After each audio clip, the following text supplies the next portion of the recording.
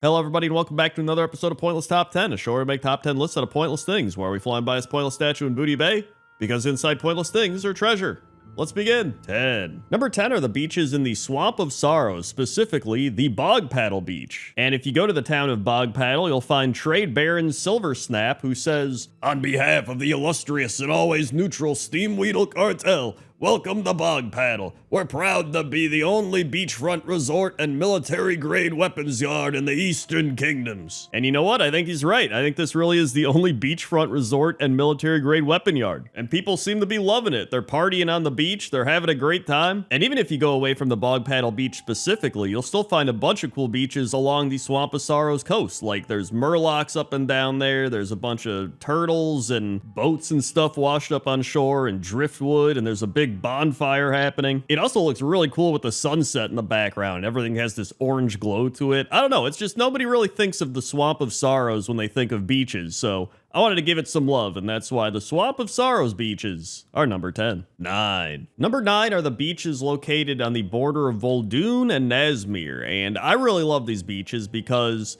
it's just something aesthetically pleasing about them that made me keep coming back to them. I kept being like, I don't know if I want this on the list. And I'd be like, but I really just like the way they look. You know what I mean? Like, you have all the starfish and the shells all over. You have the albatross just walking around, which, by the way, albatrosses are large coastal dwelling birds similar to seagulls, but they're not seagulls. Many sailors believe that harming an albatross will bring terrible luck upon their voyage. You also have crabs walking around, and then you have dinosaurs, obviously. It's like the biggest thing there and the last thing that I mentioned. But yeah, there's nothing special about this place, but I think that's what makes it so cool, right? If you go too far east from here, you run into the crazy vampire trolls and Nazmir, and then if you go too far west, you run into Vol'dun, and there's a bunch of crazy shit going on there too. So, if anything, this is just one nice, peaceful place where everybody's just walking around, enjoying the beach, having a good time.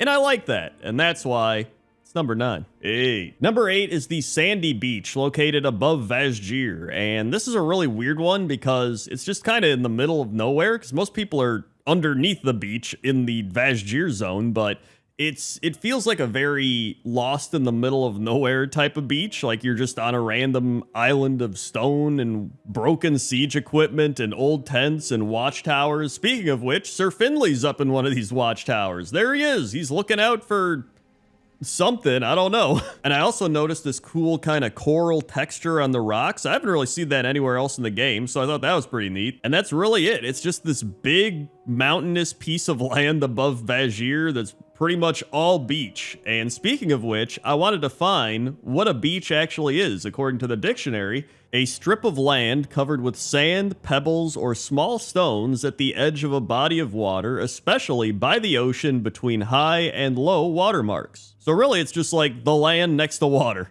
which makes sense. And that's why the Sandy Beach is number 8. 7. Number 7 are the beaches of Westfall, known as the Longshore Beach. And Longshore, according to Wowpedia, is the vast stretch of coastline along Westfall. Traveling along the coast can be tricky as there are swarms of murlocs roaming the beaches unchecked, and it is one of the biggest beaches on Azeroth. So yeah, how could I not include Westfall? Plus, people just have nostalgia of Westfall. People love Westfall. They go here all the time. I don't really have that much Westfall nostalgia, so it's not that big of a thing to me, hence why it's number 7 on my list. I'm sure some people would put this at number 1 on their list, but like the Wowpedia article mentioned, there are numerous murlocs up and down the coast. Lots and lots of murlocs. There's also washed up like whales or sea monsters or whatever this is. You've got the lighthouse where Captain Grayson, the ghost pirate, is. Maybe he was in Pointless Top 10 lighthouses. Who knows? Sorry, shameless self-plug. But lots of people do ask if I've made certain Pointless Top 10s. I'm just reminding people of the Pointless Top 10s that I've made. What's wrong with that, right?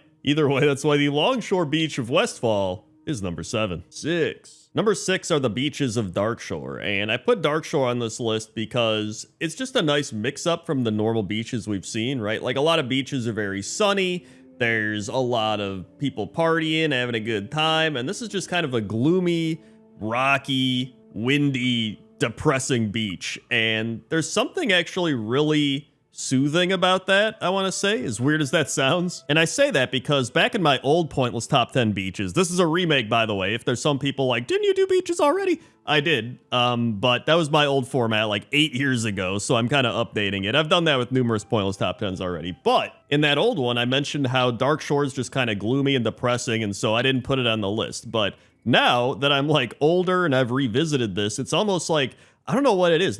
It's something peaceful about being here, even if it is very gloomy and depressing. And I don't know if that's like, that says something about growing up. I don't know, man. It's just, I've grown to really appreciate Darkshore, like leveling here in Classic WoW, leveling here in Hardcore WoW, and Seasons of Discovery. Like, I've thoroughly enjoyed leveling in Darkshore. And so for all those reasons, and including some that I probably can't even figure out, that's why Darkshore is number 6. 5. Number 5 are the beaches of Tanaris, including the Land's End Beach, which is the most southern point of the Tanaris Desert. But I wanted to include all the beaches because I love the East Coast beaches of Tanaris. I love the pirate area of Tanaris. Like, Tanaris just has some really fantastic beaches all around, which, I mean, it is a desert, right? So there's plenty of sand to go around at this place. And I do just have a lot of memories and nostalgia of the Tanaris beaches in general. Like, I remember grinding turtles on the East Coast beach back in vanilla WoW. It was a lot less flooded back then. I remember doing all the pirate quests, not even just in vanilla WoW, but like just a few years ago with Classic WoW and then with Hardcore Classic WoW. And there's just something about Tanaris that I really enjoy as well. And now if you go to the Land's End Beach, you'll find a bunch of Bilgewater goblins that crashed here that were originally headed to Gadgetzin, but did not realize that they landed on Kalimdor, thinking they were at an uncharted island instead, and they've gone insane because of this and will attack anyone that approaches them. But yeah, aside from that, I think Tanaris really has some of the most beachy beaches, if that's even a thing. A beachy beach. It's got some of the most beachy beaches around, and that's why it's number 5. 4. Number 4 are the beaches of Gorgrond. And when I think of Gorgrond, I do not think of beaches, right? I'm not like, oh yeah, let's go to the beach at Gorgrond. But it actually has some beautiful beaches. It's got amazing sunsets. It's got, really cool aesthetic rock beaches. There's all these rocks and crazy things all over. You've got the mushrooms in the water nearby. You've got the hot springs going off close by, which I should probably do a pointless top 10 hot springs. I don't know if there's enough hot springs in the game, but I'll check. But yeah, I went into this looking for a lot of really unique beaches because obviously there's like your standard beaches, and standard beaches are pretty cool, but I think it's really fun when I can find something that kind of goes outside the norm, right? And so finding all these rocky beaches in an area where you didn't normally think there would be beaches, right? Because it's very primal with the jungle and the trees and the big boulders and rocks all over the place in Gorgrond. You don't really think like, oh yeah, there's a nice beach there, right? And so for all those reasons, that's why the Gorgrond beaches are number 4. 3. Number 3 is the Backwater Beach, located at Zuldazar. And I think I mentioned earlier how there are some of the most beachy beaches over in Tanaris. Well, I think Zuldazar might have it beat. I think Zuldazar truly has the beachiest of beaches. Like, the pristine waters, you can even see into the water and look down and see the coral and the fish down there. There's people fishing.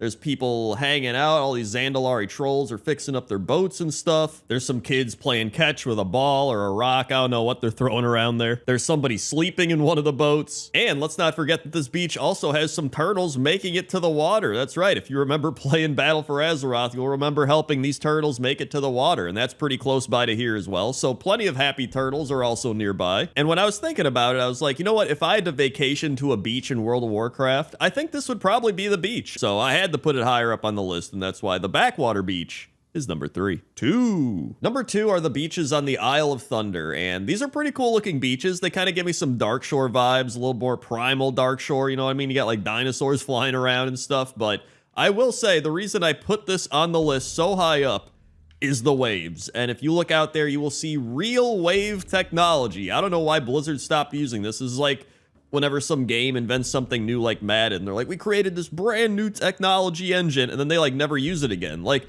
you've got waves splashing against rocks, you've got waves crashing in on the shore, and I'm like, this is so cool. Why has it never been used again? Like, this was in Mista Pandaria, and you're telling me they have never put the wave technology in the game since then? Like, I haven't seen it anywhere. Maybe it's in certain instances or raids. Let me know in the comments if you know somewhere else this is used, but I love this, and I don't know why it hasn't been implemented anywhere else in the game that I could find or think of. Also, I don't know what these Blood Elves are doing.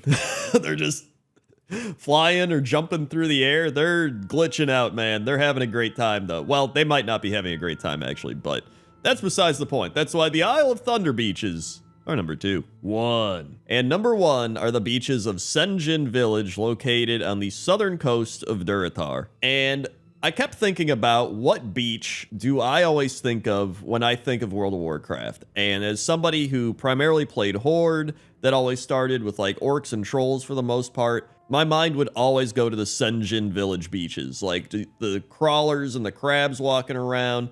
You've got the Echo Isles off in the distance, the big palm trees. You've got all the trolls hanging out nearby. Some of them are fishing. Some of them are doing whatever. They're dancing around. Like, it's just, I don't know. It's a very peaceful place, and it was never somewhere that I really expected to find in Durotar, which when you log in, it's like all these red rock mountains and stuff, right? And by the way, shout out to the Stranglethorn beaches, because I really tried to fit the Stranglethorn beaches in, and I love the Stranglethorn beaches. They were probably number 11 on this list, and I just couldn't fit them in. So I do want to give a shout out to Stranglethorn. But yeah, Senjin Village is somewhere that you find early on. It's a beach you experience early in the journey of World of Warcraft, whether that's classic WoW, modern WoW, and I feel like there's just something special about this beach, and so that's why the Senjin Village beaches are number 1.